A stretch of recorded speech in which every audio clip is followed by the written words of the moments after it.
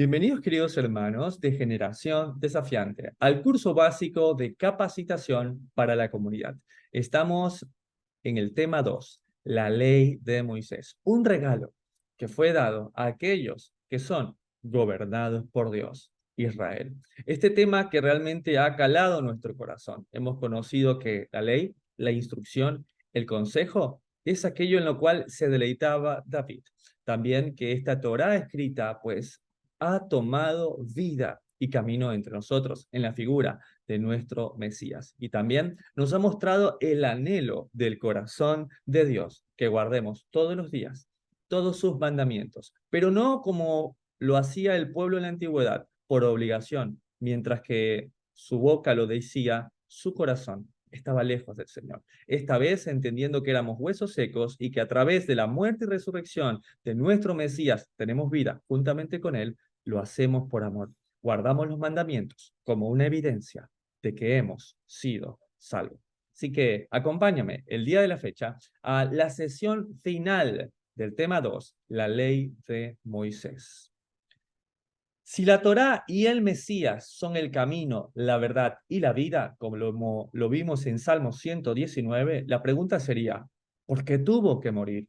Y la respuesta es muy sencilla, porque está escrito en la Torá. ¿Sí? Ahora, acompáñenme por favor a Lucas capítulo 24, donde dice que Jesús aparece a sus discípulos. ¿Está bien? Es momento que nosotros podamos realmente convertirnos en aquellos discípulos y entender este fundamento de por qué tuvo que morir Jesús. Dice en el verso 44, y les dijo, estas son las palabras que os hablé estando aún con vosotros, que era necesario que se cumpliese todo lo que está escrito de mí en la ley de Moisés, en los profetas y en los salmos. Entonces les abrió el entendimiento para que comprendiesen las escrituras. Así está escrito, y así fue necesario que el Cristo padeciese y resucitase al tercer día. Hermano Lincoln, cuando usted hizo la pregunta por qué tuvo que morir el Mesías, y la respuesta simplemente fue porque está escrito en la Torá, me dejó pensando, pero es la misma respuesta que nuestro Mesías les dice a sus discípulos en el camino a Emaús. Les dice simplemente, era necesario que el Cristo padeciese y resucitase para cumplir lo que está escrito en la ley de Moisés, en los profetas y en los salmos, de hecho. Pero veamos otra evidencia de ello también.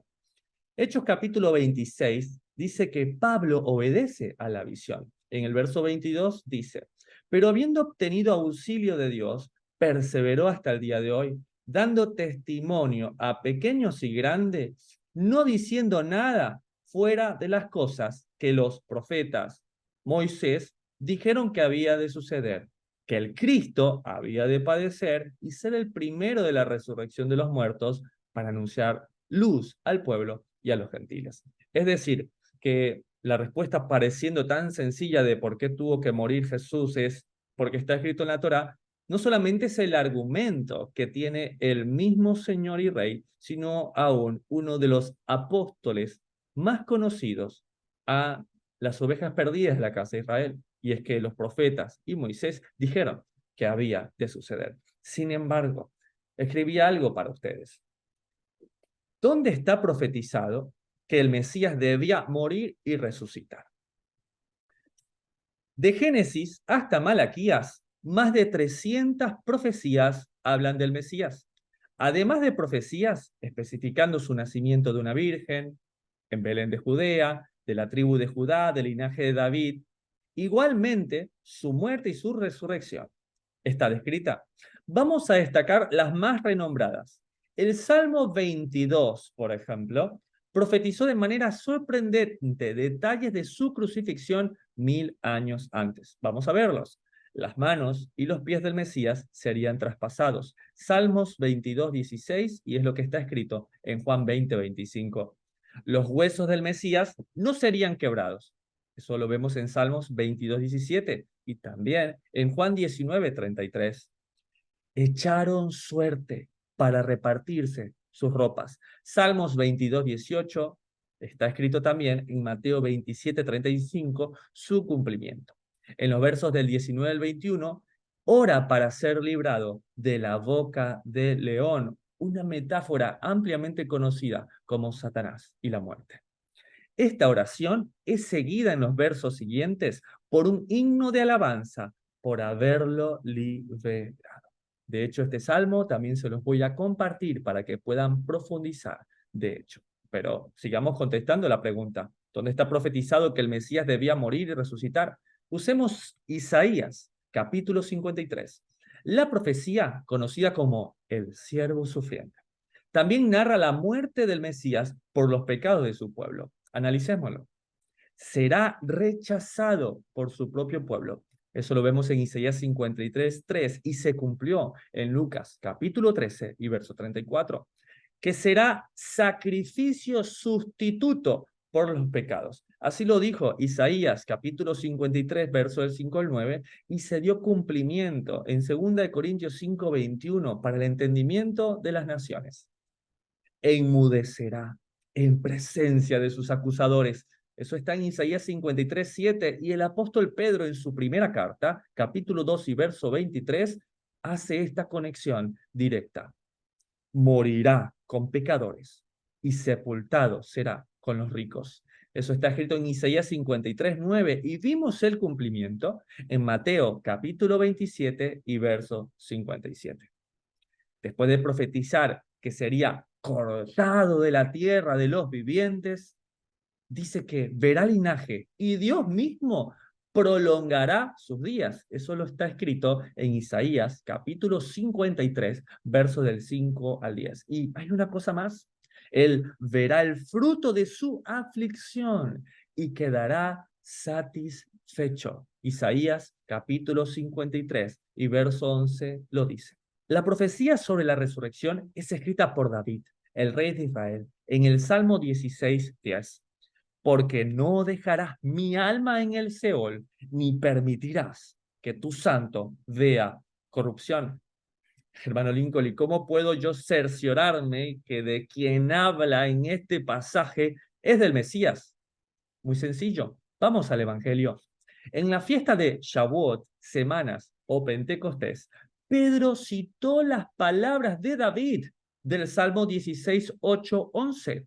Predicó que Dios había levantado a Jesús, Yeshua, de entre los muertos. Hechos capítulo 2 y verso 24.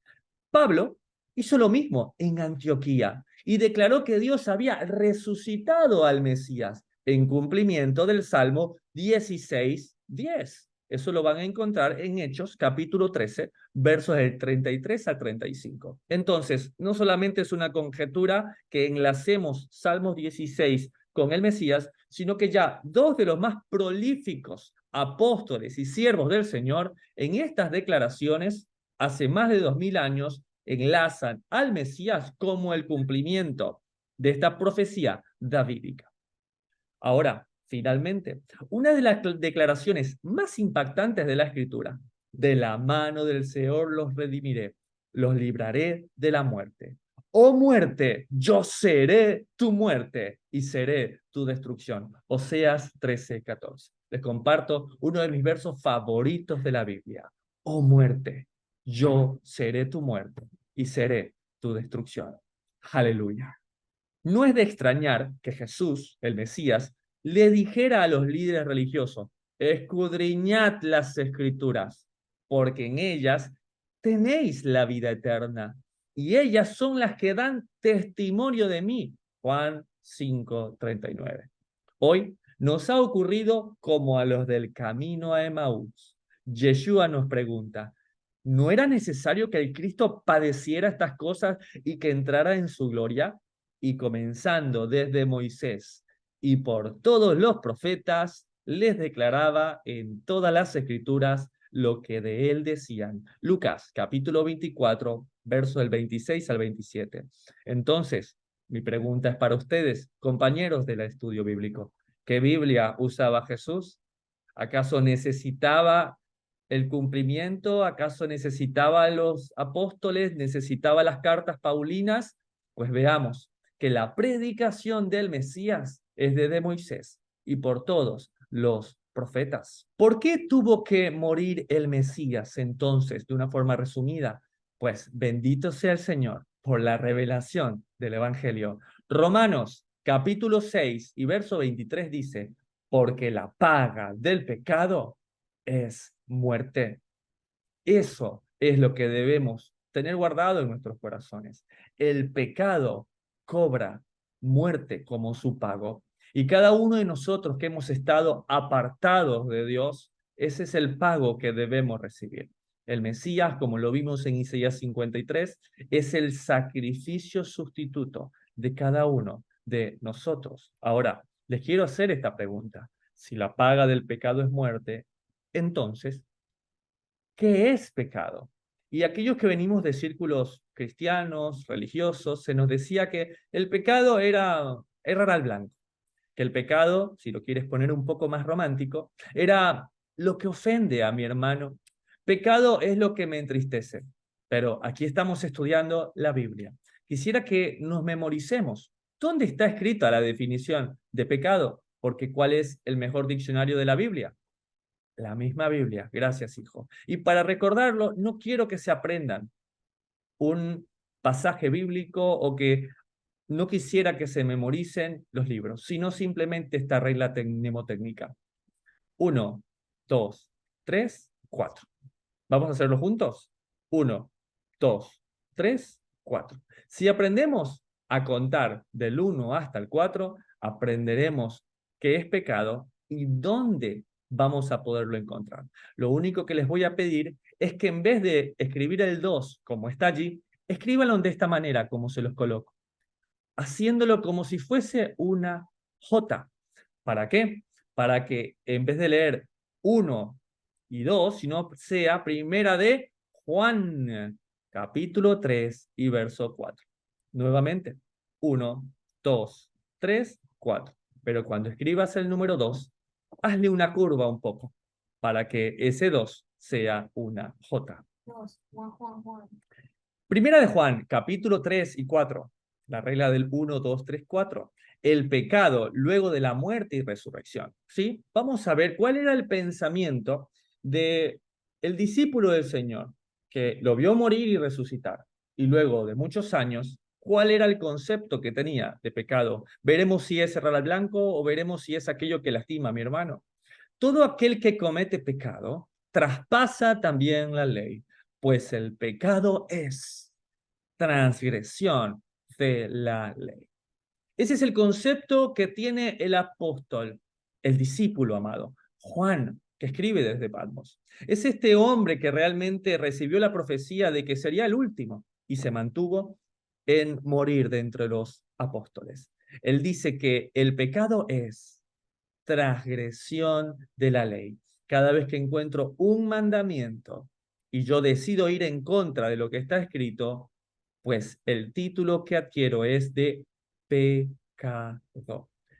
Hermano Lincoln, pero ¿no venía Jesús a justamente a esto?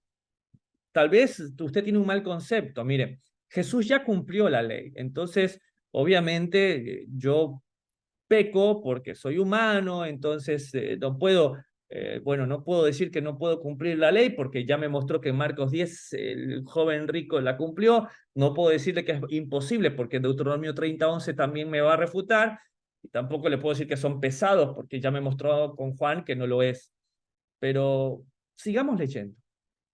Primera de Juan, capítulo 3 y verso 5 dice, y sabéis que Él apareció para quitar nuestros pecados, y no hay pecado en Él. Todo aquel que permanece en Él no peca. Todo aquel que peca no le ha visto ni le ha conocido. Hermano Lincoln, eso no puede ser, porque hay mucha gente que dice que, bueno, que ellos no quieren saber nada de los mandamientos o que viven su vida a su manera y que ellos tienen su relación personal con Dios. Sí, ellos conocen a Dios, ellos saben quién es Dios, pero aquí dice que todo aquel que peca no le ha visto ni le ha conocido. Hijitos, nadie os engañe. El que hace justicia es justo, como Él es justo. El que practica el pecado es del diablo, porque el diablo peca desde el principio. Para esto apareció el Hijo de Dios, para deshacer las obras del diablo. Todo aquel que es nacido de Dios no practica el pecado, porque la simiente de Dios permanece en él y no puede pecar porque es nacido de Dios. A ver, hermano Lincoln, entonces, ¿peco o no peco? O sea que usted es perfecto. Atención todos, compañeros. El hermano Lincoln es perfecto. Nunca ha pecado, por favor. Es un mentiroso. La Biblia dice que todo hombre peca. Sí, sí. Pero vamos a la escritura. Dice que aquel que es nacido de Dios no practica el pecado. Este es el punto. Practicar el pecado justamente es tener la conciencia y saber que a pesar de que está mal, pues yo estoy yendo en contra de la palabra de Dios. Esto quiere decir que si una persona tuvo un error y se equivocó, pues la sangre del Mesías está lista y tiene todo el poder para que su pecado le sea perdonado, porque hay arrepentimiento de corazón. Pero cuando una persona dice que es nacida de Dios, realmente, como lo dice el verso final, no puede pecar porque no es nacido de Dios. ¿Qué quiere decir? No puede practicar el pecado. Quiere decir que esta persona vive atormentada constantemente por sus errores. Constantemente está siendo perseguida y diciendo, sé que esto está mal. Y he escuchado este testimonio muchísimas veces. Hermano Lincoln, necesito ayuda. ¿Por qué? Porque soy lo peor, porque soy una basura, porque soy un gusano, porque no sé por qué me estoy portando mal. Ore por mí, por favor, que Dios me quite esta carnalidad. Y lo veo a estas personas como me ha pasado a mí y nos pasará muchas veces, en esta lucha constante, porque el Señor nos liberte de quiénes somos. Porque el que es nacido de Dios no practica el pecado, porque es nacido de Dios. Entonces, una persona que constantemente está en esta lucha y que debe entender que solamente si permanece hasta el final será salvo, esta persona que está en una lucha constante debe saber algo el día de hoy, que aquel que practica el pecado, que aquel que no es hijo de Dios, no se haría esta pregunta. La persona que no es nacida de Dios, ni siquiera estaría el día de hoy sentándose, preguntándose, queriendo cambiar, porque esa persona pues no estaría interesada en estas cosas de Dios.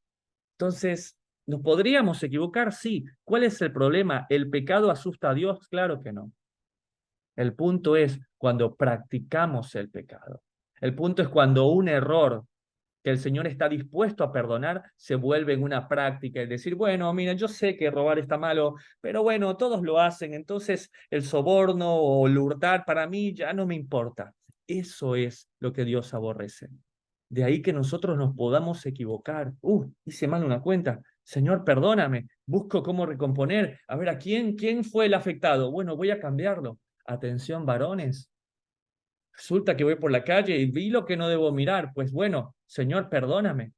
Busco la manera de que yo no vuelva a caer en ese pecado. Señor, ¿cómo puedo hacer? ¿Qué herramientas me puedes dar?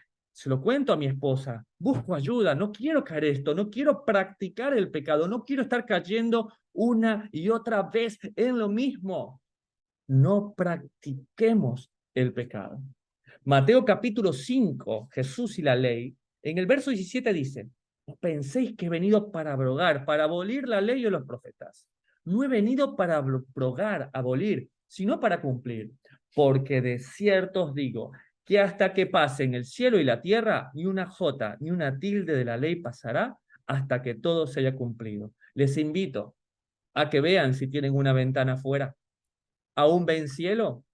Los que no tienen ventana, ¿aún tienen tierra debajo de sus pies? Sí, pues hasta que no pasen el cielo y la tierra, ni una jota, ni una tilde, ni una yud, ni una nekuda, ni aún las letras más pequeñitas del alfabeto hebreo pasarán hasta que todo esto se haya cumplido. Porque recuerden que la ley no es carnal, la ley es un regalo de los cielos. Y eso no lo es todo. Verso 19 nos habla de un reto que tenemos. De manera que cualquiera que quebrante uno de estos mandamientos muy pequeños y así enseña a los hombres, muy pequeño será llamado en el reino de los cielos. Mas cualquiera que los haga y los enseñe, este será llamado grande en el reino de los cielos. Y esto tendría que darnos a nosotros el resultado que quiere el Señor con la Torá, que toda boca se cierre y que todos caigamos bajo el juicio de Dios. De dejar de estar mirando al que por ahí no quiere guardar los mandamientos o guarda una parte porque según su entendimiento, él dice que solamente debe amar a Jesús y no adorar ídolos. Y el otro que adora ídolos piensa en otras cosas. Deberíamos dejar de estar mirando a los demás, porque la salvación pertenece a nuestro Dios. Así está escrito en el libro de Apocalipsis. Entonces, si una persona viene y no guarda un mandamiento y así no lo enseña, pues será llamado en el reino de los cielos. Pero yo de salvación no tengo que hablar, porque eso depende de Dios. Si hubiésemos estado nosotros en tiempo del Mesías y hubiésemos visto cómo crucificaban a Dimas a su lado, diciendo se lo merece por pecador, pero en último momento, este que es pequeño en el reino de los cielos alcanzó salvación, ¿qué le diríamos al Mesías? No, no se merece Dimas ser salvo y decirte hoy mismo estarás conmigo. La salvación pertenece a nuestro Dios, dice Apocalipsis.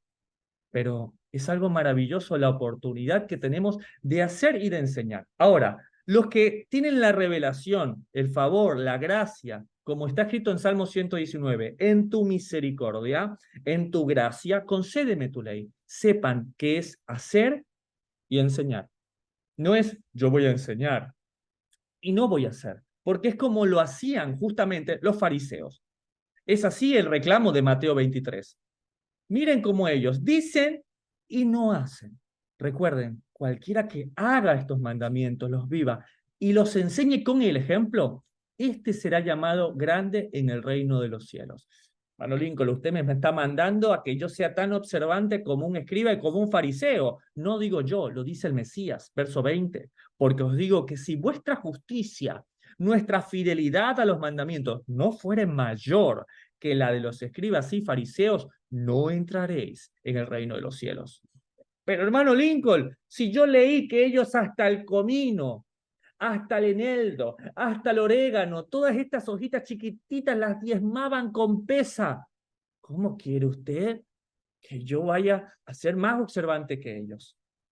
Y justamente es la razón por la cual debemos entender el próximo tema que vamos a ver, de que lo que guardaban estos escribas, estos fariseos, eran tradiciones de hombre. Pues como el mismo Mesías les exhorta una y otra vez, ¿por qué no escudriñan las escrituras? ¿Por qué por vuestra tradición invalidan los mandamientos de Dios? ¿Por qué razón cargan realmente pesadas cargas a las personas que llegan a Dios? Entonces, ¿qué parte de no he venido a abolir la ley no entendemos? Mateo 5, 17. Si la Torá es su palabra, ¿el Evangelio qué es? Finalmente, ¿qué es el Evangelio, hermano Lincoln? Porque ahora se habla de Torá, de la palabra, pero yo todo el tiempo hablé sobre las buenas nuevas de salvación, sobre el Evangelion. ¿Qué es el Evangelio? Bueno, preguntémosle justamente a alguien que está dentro del Evangelio, dentro del tiempo de salvación. Vamos a escuchar al apóstol Pedro, que dice así: toda carne es como hierba, y toda la gloria del hombre como flor de la hierba. La hierba se seca y la flor se cae, mas la palabra del Señor permanece para siempre. Y esta es la palabra que por el Evangelio os ha sido anunciado. Entonces, el mensaje que se lleva, que es el Evangelio, contiene dentro lo que dice en esta flecha: toda carne es como hierba y toda la gloria del hombre como la flor de la hierba. La hierba se seca y la flor se cae, mas la palabra del Señor permanece para siempre. Primera de Pedro, capítulo 1, versos del 24 a 25. Entonces, la pregunta sería, si el apóstol Pedro dice que el evangelio tiene que anunciar esta palabra, ¿dónde está esta palabra? Vamos a ir todos juntos a Isaías, capítulo 40, el consuelo de Sión. Hermano Lincoln, Isaías 40, nunca lo escuché. Recuerde que nosotros venimos del contexto de la cristiandad, nosotros hablamos desde Mateo, de Mateo para adelante, de Juan el Bautista para adelante. ¿En serio? Si tú realmente con todo tu corazón has estudiado el Evangelio, Justamente Isaías 40 debe ser el único de todos los libros que realmente conoces. Lee conmigo, verso 3. Voz que clama en el desierto, preparad camino al Señor, enderezad calzada en la soledad a nuestro Dios. Hermano Lincoln, eso gritaba Juan el Bautista. Esas son las palabras con las que inicia el Evangelio. Yo las conozco. Se llama el consuelo de Sión, Isaías 40. O sea que usted me está diciendo que lo que decía Juan el Bautista, que yo he creído del Evangelio de Mateo, lo primero que gritaba como Evangelio era lo que estaba en Isaías totalmente. Es decir, que tanto Pedro como Juan el Bautista están citando Isaías 40. ¿No te parece increíble? Sigue escuchándolo, Juan el Bautista. Todo valle sea alzado, y bájese todo monte y collado, y lo torcido se enderece, y lo áspero se allane, y se manifestará la gloria del Señor, y toda carne la verá, porque la boca del Señor habla, y lo ves caminar. Y Juan le dice, he ahí el Cordero de Dios, que quita el pecado del mundo. ¡Wow! Claro, hermanos Lincoln, me sé ese pasaje, pero de la escuelita dominical. Me sé ese pasaje desde niño. Y resulta que siempre ese evangelio, lo que contenía dentro era la palabra de Dios, que permanece para siempre. Isaías, capítulo 40. Pero no hemos llegado a lo que te quería compartir. Sigue leyendo conmigo. Isaías 40, el consuelo de Sión, verso 6. Vos que decía da voces, y yo respondí, ¿qué tengo que decir a voces? ¿Qué tenemos que decir a voces? O sea, ¿qué tiene que gritar el Evangelio según Isaías? Que toda carne es hierba y toda su gloria como flor del campo. La hierba se seca y la flor se marchita. Porque el viento del Señor sopló como hierba es el pueblo. Sécase la hierba, marchítase la flor, mas la palabra del Señor permanece para siempre. Quiere decir que lo que debe permanecer hasta el día de hoy es lo que está escrito en la Torá, en el Tanaj, en los profetas. ¿Y cuál es el grito? ¿Cuál es el medio donde viaja este mensaje? Se llama el Evangelio, porque el Evangelio son las buenas nuevas de salvación, la buena noticia. ¿Y cuál es la buena noticia? Que la palabra del Señor permanece para siempre. ¡Wow! Que por favor esto no lo escuche la Iglesia Cristiana Evangélica, porque justamente hablan de que llevan el Evangelio, y tanto Juan el Bautista como el apóstol Pedro y muchos otros que iremos viendo están de acuerdo que Isaías 40 es el mensaje que debe llevar el Evangelio. Entonces, la palabra para Pedro era la Torá, los profetas y los escritos. Sí, también para Juan el Bautista, también para el Mesías, lo acabamos de ver en el camino a Emaús. Eso es lo que debe contener el Evangelio. Si hoy en día, cada vez que la gente escucha el Evangelio, no hay cambio, no hay poder, no hay dunamis, dinamita, como lo dice el propio Evangelio, es porque le han quitado el sustento. Le quitaron lo que el Evangelio debe llevar, lo que es la palabra de Dios que permanece para siempre. Porque está escrito, la ley del Señor es perfecta, que cambia el alma. Entonces, cuando yo retiro del mensaje lo que cambia el alma, pues el Evangelio realmente no lo es. Entonces, la palabra para Pedro era la Torá, los profetas y los escritos. Eso es lo que debe contener la palabra de Dios. Acompáñeme a Efesios capítulo 6 a entender que justamente no toda la Biblia es palabra de Dios. Mano Lincoln, veníamos tan bien, tan bien. ¿Cómo va a decir eso? Pues acompáñenme a descubrirlo. Verso 21. Para que también vosotros sepáis mis asuntos y lo que hago. Todo os lo hará saber Tíquico, hermano amado y fiel ministro en el Señor, el cual envié a vosotros para esto mismo, para que sepáis lo tocante a nosotros y que consuele vuestros corazones. Esta declaración del apóstol Pablo nos muestra que las cartas que él escribió en ningún momento consideraría que estuvieran por encima de la Torá, pues como él mismo está aclarando, sus cartas son para contar sus asuntos y lo que hace. Hoy en día a nadie se le ocurriría andar husmeando en la correspondencia privada de una persona. ¿Sí? Recuerden, las cartas de Pablo son para que sepamos lo tocante a nosotros, es decir, Pablo, sus viajes y las comunidades. Imaginen la cara de Pablo cuando vea que sus asuntos y lo que hace la han puesto por encima de la palabra de Dios. Y esto no significa que no haya sabiduría, que no podamos tomar ciertos consejos valiosísimos de las cartas del apóstol Pablo, pero no podemos ser literales, como sí lo es la palabra de Dios. Y se los voy a mostrar con otro ejemplo. Primera de Timoteo, capítulo 5, consejos de Pablo a Timoteo, no a nosotros. Verso 23. Ya no bebas agua, sino usa de un poco de vino por causa de tu estómago y de tus frecuentes enfermedades. He escuchado cómo se toma inclusive este pasaje diciendo, wow, me cae muy bien el apóstol Pablo. Dice que ya no debemos beber agua, sino que tomemos vino. ¿Realmente esto es así? Recuerden, Timoteo se encuentra en un lugar con aguas contaminadas. Por esa razón les dice que es mejor que ya no beba de esta agua y que se hidrate de una u otra manera, mejor con un poco de vino, que al contener cierto grado de alcohol, pues realmente no permite el crecimiento de bacterias como lo es. Por lo tanto, no podemos decir que esto es palabra de Dios y que todos nosotros debemos dejar de beber agua para empezar a tomar vino.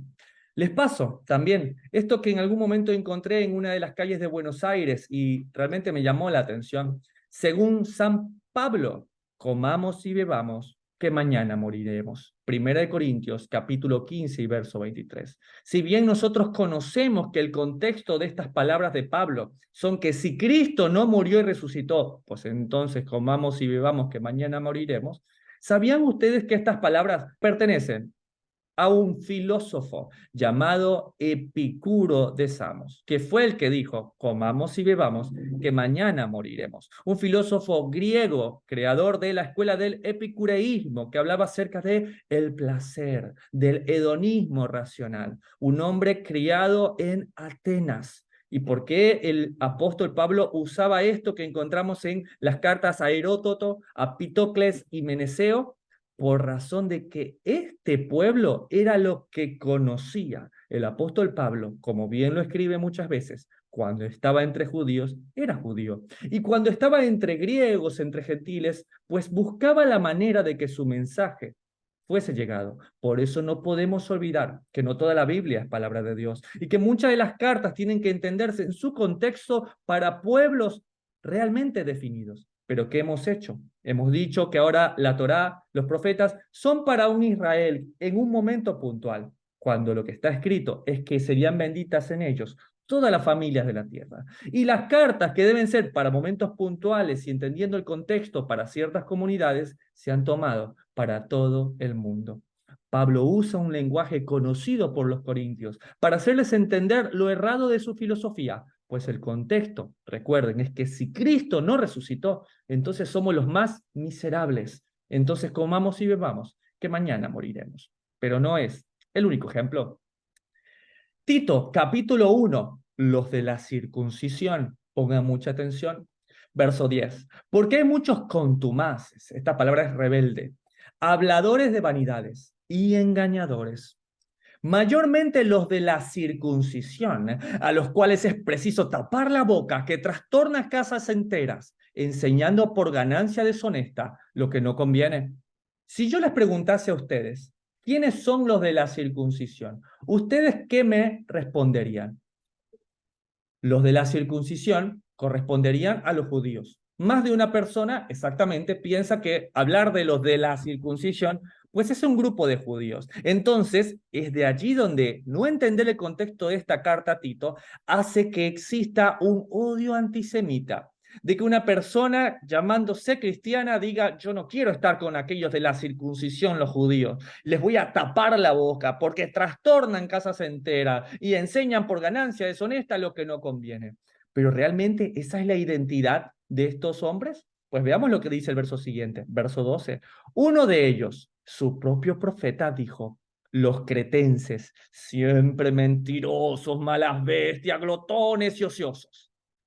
Entonces, si este es el pueblo de Judá, busquemos cuál de los profetas de Judá, que ya conocemos, dijo estas palabras. Y la respuesta es ninguno. No existe un profeta de Judá que haya dicho estas palabras. Y tampoco existe un pueblo de Judá llamado los de la circuncisión. Entonces, ¿quién es el profeta? ¿Y quién es este pueblo de lo cual se está hablando hoy? Les presento a Epiménides. Es el creador de la frase, los cretenses son todos mentirosos, malas bestias, glotones y ociosos. Epiménides, Festo, lo que es Creta, siglo VI a.C., filósofo y poeta griego. Entonces, la identidad de los de la circuncisión no es judíos, no son la casa de Judá, son extranjeros, gentiles que se han convertido al judaísmo rabínico, a las tradiciones, y ahora ellos se creen más judíos que los propios judíos y quieren andar circuncidando a todo aquel que quiera acercarse a la fe, en vez de primero acercarlos, que realmente haya un cambio en el corazón, una circuncisión de su alma, para luego circuncidar su carne. Ellos realmente han malentendido esto y de hecho el apóstol Pablo le pone títulos también como los mutiladores del cuerpo. Ahora, veamos que no solamente, no toda la Biblia es la palabra de Dios, sino que las cartas del apóstol Pablo debemos tomarlas con cuidado, porque muchas de ellas, de hecho, son encargos personales para él. Vamos juntos a 2 de Timoteo capítulo 4, encargos personales de Pablo.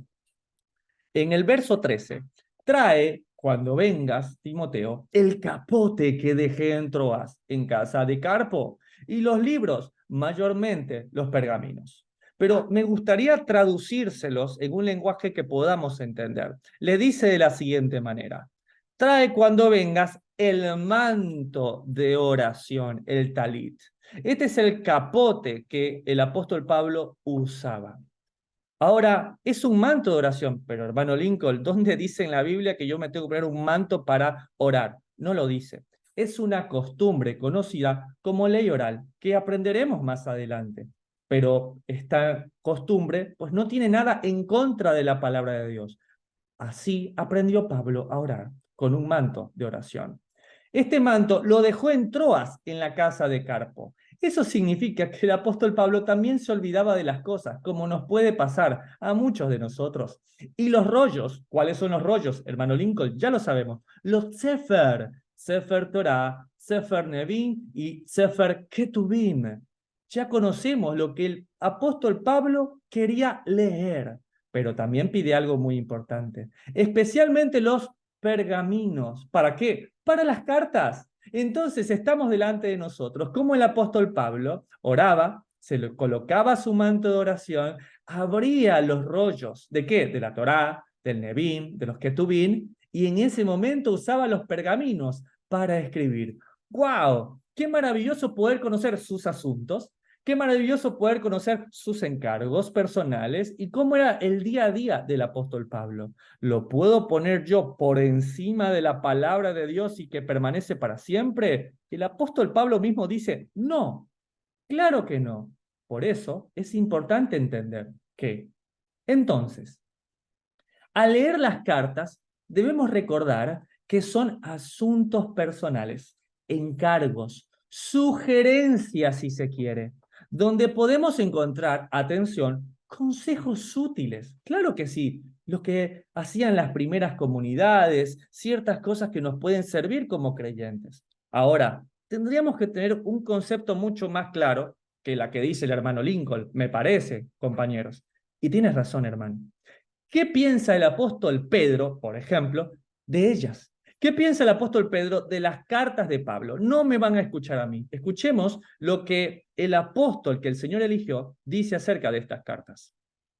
Segunda de Pedro, capítulo 3. Pedro y las cartas de Pablo dice, verso 15, y tened entendido que la paciencia de nuestro Señor es para salvación, como nuestro amado hermano Pablo, según la sabiduría que le ha sido dada, os ha escrito.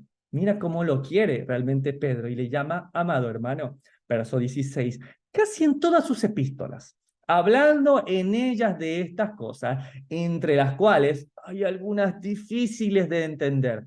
El apóstol Pedro es judío, habla hebreo, caminó con Jesús y para él las cartas de Pablo son difíciles de entender.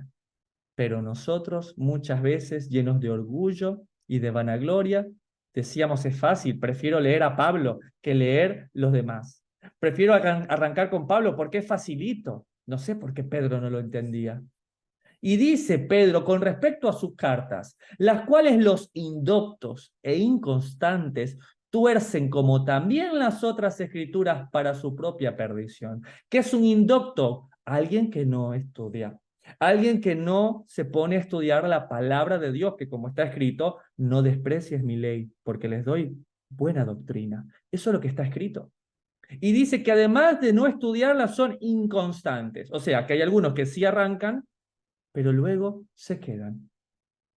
¿Cuántos empezamos este curso básico?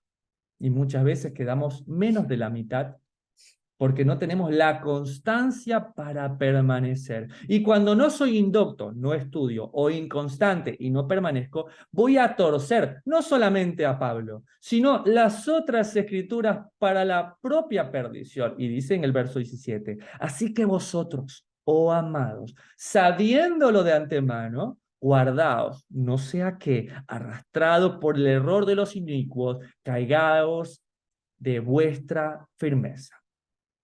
Hoy en día se le da mucho más valor a las cartas de los apóstoles que a la misma palabra de Dios. ¿Y nosotros qué debemos hacer? Escuchar a Pedro. Escuchar a Pedro que nos dice esto. Hay cosas difíciles de entender. ¿Quieres entender a Pablo? No arranques con sus cartas, arranca con la Torá, porque él fue instruido a los pies del gran Gamaliel.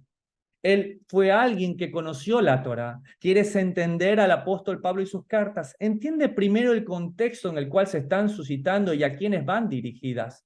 Quiere decir que para que una persona entienda las cartas de Pablo, primero tendría que haber entendido todo, la Torá, Nevín y Getubín, todo el testamento de los antiguos, todo el Tanaj.